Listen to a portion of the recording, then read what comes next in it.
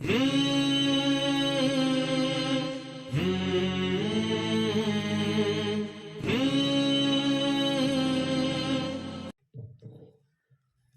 و نصلی علی رسول الکریم، اما بعد۔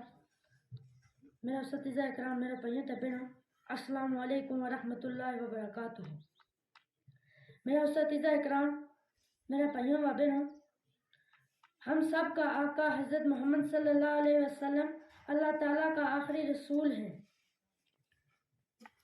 آپ صلی اللہ علیہ وسلم قیامت تک آنے والا تمام انسانوں کی ہدایت واسطے بھیجا گیا ہے۔ آپ صلی اللہ علیہ وسلم کا اس دنیا تو پردو فرمان تے بعد آپ صلی اللہ علیہ وسلم کی امت نے آپ صلی اللہ علیہ وسلم کو نائب بنائے گئے تاکہ وہ آپ صلی اللہ علیہ وسلم کی تعلیمات اور ہدایت تو انسانیت نہ روشناس کرائیں۔ آپ صلی اللہ علیہ وسلم کی سنتا اور طریقہ نہ دنیا میں عام کریں۔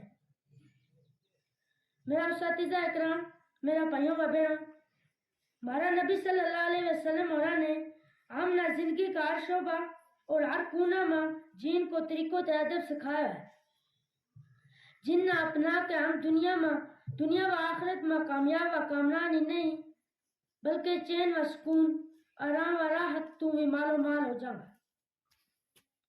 اور یاد رکھنا چاہیے کہ حضور صلی اللہ علیہ وسلم کا طریقہ میں ہی 100% کی کامیابی ہے۔ اسے واسطے قرآن میں اللہ تعالیٰ نے فرمایا کہ اے محمد صلی اللہ علیہ وسلم، تم لوگوں نے فرما دیو کہ اگر تم اللہ تعالیٰ نال محبت کرنا چاہیں تو پہلا میری پیروی کرو۔ اللہ تعالیٰ خود تھارے نال محبت کرے گا۔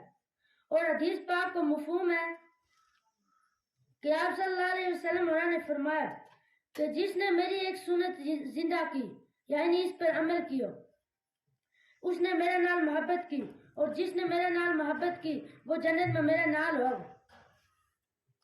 اور یہ بھی یاد رکھنا چاہیے کہ حضور صلی اللہ علیہ وسلم کا طریقہ نہ چھوڑ کر زندگی گزارنی بے چینی اور تکلیف کو باعث ہی نہیں بلکہ دنیا و آخرت کی ناکامی اور ذلت و رسوائی کو باعث ہے۔ لہذا ہم نے اپنا ہر کام اور ہر عمل حضرت محمد صلی اللہ علیہ وسلم کا دسیا ہوا طریقہ کے مطابق کرنا چاہیے۔ زندگی کا ہر شعبہ میں آپ صلی اللہ علیہ وسلم کی سنتا کی اتباع کرنی چاہیے کہ یوں ہماری حقیقی زندگی کو راز ہے اور ہماری بیماری کو اصل علاج ہے۔